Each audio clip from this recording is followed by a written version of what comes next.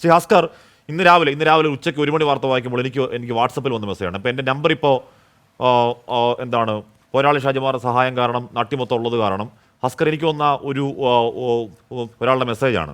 Sir, ഞാൻ നവകേരള സദസ്സിൽ കൊടുത്ത ഒരു പരാതിയിൽ സങ്കടകരമായ രീതിയിൽ കിട്ടിയ മറുപടിയാണ് ഇങ്ങനെ ഒരു അപേക്ഷ അയക്കാൻ കാരണം. എൻ്റെ ഭാര്യയുടെ മരണവുമായി ബന്ധപ്പെട്ട് ബഹുമാനപ്പെട്ട മുഖ്യമന്ത്രിക്ക് 3ാമത്തെ പരാതിയാണ് ഞാൻ നവകേരള സദസ്സിൽ കൊടുത്തത്. ഈ കേസ് അന്വേഷിക്കുന്ന തിരുവനന്തപുരം ജില്ലാ ക്രൈംബ്രാഞ്ചാണ്.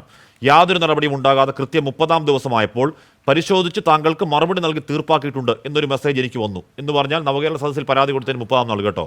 ആ കേസിൻ്റെ വ്യക്തമായ രേഖകൾ എൻ്റെ കയ്യിലുണ്ട്. വളരെ പ്രതീക്ഷയോടെ പേര് ഞാൻ പറയുന്നില്ല. അഡ്വക്കേറ്റ് ബി എൻ ഭാസ്കർ, ഇവിടെ ഇത്തരത്തിൽ ഒന്നും എടുക്കാതെ കണ്ണിൽ പൊടിയിട്ട് തീർപ്പാക്കിയ പരാതികളുടെ എണ്ണം എത്രയാണ് എന്ന് വരുന്ന ദിവസങ്ങളിൽ കണക്കോടെ പുറത്തു വരട്ടെ. ഭാസ്കർ, ഇവിടെ ഈ പറയുന്ന ജോസഫ് എന്ന് പറയുന്ന പാപ്പച്ചൻ എന്ന ജിതീഷ് അടക്കം സ്നേഹത്തോടെ വിളിക്കുന്ന ആളൊരു പോരാളിയാണ്. 2 കാലുകുത്തി നടക്കാൻ വയ്യെങ്കിലും അദ്ദേഹത്തിൻ്റെ പട്ടയത്തിന് വേണ്ടി നാട്ടുകാർക്ക് വേണ്ടിയൊക്കെ രോഷത്തോടുകൂടി പ്രതികരിച്ച് ഇറങ്ങി പരിഹാരം കാണുന്ന ആളാണ്. ആ ആൾ നേരത്തെ ആത്മഹത്യാ കുറിപ്പ് എന്ന മട്ടിൽ കത്ത് പഞ്ചായത്തിൽ കൊടുത്ത് ആത്മഹത്യ ചെയ്തിട്ട് ഇത്ര മോശമായി സംസാരിക്കുന്ന പഞ്ചായത്ത് പ്രസിഡന്റിനെ നിർത്തുമര്യാദകേട് എന്ന് അവിടുത്തെ CPM തിരുത്തണ്ടേ ശ്രീ ഭാസ്കർ? ഹഷ്മി, യാഥാർത്ഥ്യങ്ങൾ എപ്പോഴും അവരുമായി അടുത്തിടപഴകുന്നവർക്കാണ് കൂടുതൽ മനസ്സിലാക്കുക. സ്വാഭാവികമായും ജോസഫ് എന്ന് പറയുന്ന പാപ്പച്ചൻ ചേട്ടന്റെ മരണം ആ മരണത്തിൽ ഒരു വലിയ നഷ്ടം തന്നെയാണ്. ആ മരണത്തെ തുടർന്ന് അദ്ദേഹത്തെ ചുറ്റിപ്പറ്റിയിട്ടുള്ള വിവരങ്ങൾ അടുത്തറിയാൻ കഴിയുക നമ്മളെക്കാൾ കൂടുതൽ അവിടുത്തെ ജനപ്രതിനിധികൾക്കും അവിടുത്തെ സാമൂഹ്യ പ്രവർത്തകർക്കുമാണ്. അത്തരത്തിൽ പഞ്ചായത്ത് പ്രസിഡന്റ് അദ്ദേഹത്തിന് അറിയുന്ന വിവരങ്ങൾ പറഞ്ഞു എന്നുള്ളത് വലിയൊരു തെറ്റായി നമുക്ക് ചിത്രീകരിക്കാനാവില്ല. അതുകൊണ്ടാവും CPM അക്കാര്യത്തിൽ ഒരു നിയന്ത്രണം ഏർപ്പെടുത്തുകയോ അദ്ദേഹത്തെ തിരുത്തി പറയുകയോ ചെയ്യാൻ മെനക്കെടാതിരുന്നത് എന്ന് വേണം നമുക്ക് അവിടെ അനുമാനിക്കാൻ. ഒരുപക്ഷെ ഇനി തുടർന്ന് അദ്ദേഹം പറഞ്ഞിട്ടുള്ളത് വലിയ പിശകായിരുന്നു എങ്കിൽ അത് തിരുത്തുന്നതിനുള്ള ആർജവും CPM അവിടെ ഏറ്റെടുക്കും എന്നു തന്നെയാണ് ഞാൻ കരുതുന്നത്. അങ്ങനെ ചെയ്തിട്ടുള്ള പ്രസ്ഥാനമാണെന്ന് അങ്ങേക്ക് കൃത്യമായി ബോധ്യമുള്ളത് കൂടിയാണ്. അതുകൊണ്ട് പഞ്ചായത്ത് പ്രസിഡന്റ് പറഞ്ഞ അഭിപ്രായം അദ്ദേഹത്തിന് നേരിട്ടറിവുള്ളതും അദ്ദേഹം അങ്ങനെ മനസ്സിലാക്കിയിട്ടുള്ളതുമായിട്ടുള്ള കാര്യങ്ങളാണ് അദ്ദേഹം പറഞ്ഞിട്ടുള്ളത്. അതിൽ ഏതെങ്കിലും തരത്തിൽ തിരുത്തു വേണം, അല്ലെങ്കിൽ ഏതെങ്കിലും തരത്തിൽ അദ്ദേഹത്തിന് പിശക് പറ്റിയിട്ടുണ്ടെങ്കിൽ വരും ദിവസങ്ങളിൽ അത് പരിശോധിക്കാന്നേ. അത് പരിശോധിച്ച് അദ്ദേഹത്തിന്റെ പിശകുകൾ തിരുത്തുന്നതിന് ഒരു തരത്തിലും അമാന്തം ഉണ്ടാവില്ല എന്നു തന്നെയാണ് നമ്മുടെ അനുഭവം. അത് അങ്ങനെ തന്നെ കാണണം. ഞാൻ വായിക്കാം.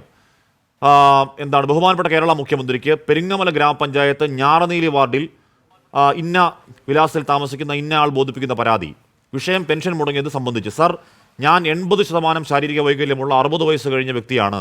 കഴിഞ്ഞ 45 വർഷമായി പെൻഷൻ വാങ്ങുന്നു. എന്നാൽ പുതുതായി വന്ന മസ്റ്റർ സംവിധാനത്തിൽ അക്ഷയയിൽ പോയി ചെയ്യാൻ പറ്റാത്തതുകൊണ്ട് വാർഡ് മെമ്പർ വീട്ടിൽ വന്ന് ചെയ്യിക്കാമെന്ന് പറഞ്ഞിരുന്നു. അത് നടന്നില്ല. ജൂൺ മാസം വരെയാണ് എനിക്ക് പെൻഷൻ കിട്ടിയത്. ഡിസംബർ 6-ാം തീയതി ഞാൻ മസ്റ്റർ ചെയ്തു. പക്ഷേ എൻ്റെ ജൂലൈ മുതൽ ഡിസംബർ വരെയുള്ള 6 മാസം പെൻഷൻ കിട്ടിയില്ല എന്നാണ് അറിയുന്നത്. സർ, ഭാര്യയുടെ തൊഴിലുറപ്പും എൻ്റെ പെൻഷനുമാണ് ഞങ്ങളുടെ ജീവിതമാർഗം. ഞങ്ങളുടെ ഭക്ഷണം, മരുന്ന് എല്ലാം ഇതിൽ നിന്നാണ് നടക്കുന്നത്. ഇത് മുടങ്ങിയാൽ പിന്നെ ഞങ്ങൾക്ക് 2 പേർക്കും ആത്മഹത്യ അല്ലാതെ വേറെ മാർഗമില്ല. ആയതുകൊണ്ട് എൻ്റെ പെൻഷൻ പുനഃസ്ഥാപിച്ച് ഈ ദുരിതത്തിൽ നിന്ന് രക്ഷിക്കണമെന്ന് വിനീതമായി അപേക്ഷിക്കുന്നുവെന്ന് ഇന്ന ആൾ phone number Njaraneeli Elanchiyam PO Peringamala അടക്കം 11-ാം തീയതി മുഖ്യമന്ത്രിക്ക് അയച്ച കത്താണ്. മെസ്സേജ് കിട്ടി എന്നുള്ള അറിയിപ്പല്ലാതെ ഒരു നടപടിയും ഉണ്ടായിട്ടില്ല. മേൽ സൂചന പ്രകാരം പരിശോധന നടത്തിയതിൽ ബ്ലോക്ക് പഞ്ചായത്തിന് 2023-24 വാർഷിക പദ്ധതിയിൽ ട്രൈ സ്കൂട്ടർ ആനുകൂല്യം ബന്ധപ്പെട്ട് ബ്ലോക്ക് പഞ്ചായത്തിന് കൈമാറിയ ഗുണഭോക്താക്കൾ ലിസ്റ്റിൽ താങ്കളുടെ പേര് ഉൾപ്പെട്ടിട്ടില്ല എന്നൊരു പരാതി പരിഹരിക്കാം എന്ന് പറഞ്ഞാൽ ഇങ്ങനെ ആത്മഹത്യ അല്ലാതെ മറ്റു വഴിയില്ല എന്ന് പറയുന്നവരുടെ കരയുന്നവരുടെ എണ്ണം എത്രയാണെന്നറിയുമോ കേരളത്തിൽ ശ്രീ ഭാസ്കർ? എത്രയാണെന്നറിയുമോ? അഷ്മി, 64 ലക്ഷം പേരാണ് സാമൂഹ്യക്ഷേമ പെൻഷന്റെ പരിധിയിൽ വരുന്നത്. 64,000 പേർ കേരളത്തിൽ അതിദരിദ്രരായിട്ടുണ്ട്. ഈ 64 ലക്ഷം പേരെയും 64,000 പേരെയും ചേർത്ത് പിടിക്കേണ്ട ഉത്തരവാദിത്വം ഗവൺമെന്റുണ്ട്. 900 കോടി രൂപയാണ് പ്രതിമാസം ചെലവാക്കുന്നത്. കേന്ദ്ര ഗവൺമെന്റ് പറയുന്നത് 12,000 കോടി രൂപ അനാവശ്യമായി സാമൂഹ്യക്ഷേമ പെൻഷനിലൂടെ നിങ്ങൾ അനാവശ്യ ചെലവുകൾ വരുത്തുന്നു എന്നാണ്. പക്ഷെ ഈ അനാവശ്യ ചെലവല്ല ഇത്. കേരളത്തിന്റെ അതിദരിദ്രരും കേരളത്തെ ചേർത്തു പിടിക്കേണ്ടതായിട്ടുള്ള ഇത്തരം മനുഷ്യരെ ചേർത്തു പിടിക്കേണ്ടതിന് വേണ്ടി സംസ്ഥാന ഗവൺമെന്റ് ചെലവാക്കുന്നതാണെന്നേ. അത് ഇനിയും ചെലവാക്കിക്കൊണ്ടേയിരിക്കും. ഏത് പ്രതിസന്ധി ഘട്ടത്തിലാണെങ്കിലും കേരളത്തിന്റെ ധനവകുപ്പും കേരളത്തിലെ ഗവൺമെന്റും ആ ഇച്ഛാശക്തിയോടുകൂടി തന്നെ ഏർപ്പെടും. മാത്രമല്ല, മസ്റ്ററിംഗ് സംവിധാനവുമായി ബന്ധപ്പെട്ട് കിടപ്പ് രോഗികളായിട്ടുള്ള ആളുകളെ വീടുകളിൽ വന്ന് മസ്റ്ററിംഗ് രേഖപ്പെടുത്തുന്നതിന് ആവശ്യമായിട്ടുള്ള നടപടി സംസ്ഥാന ഗവൺമെന്റ് നോട്ടിഫിക്കേഷനിലൂടെ തന്നെ ചെയ്തിട്ടുണ്ട്.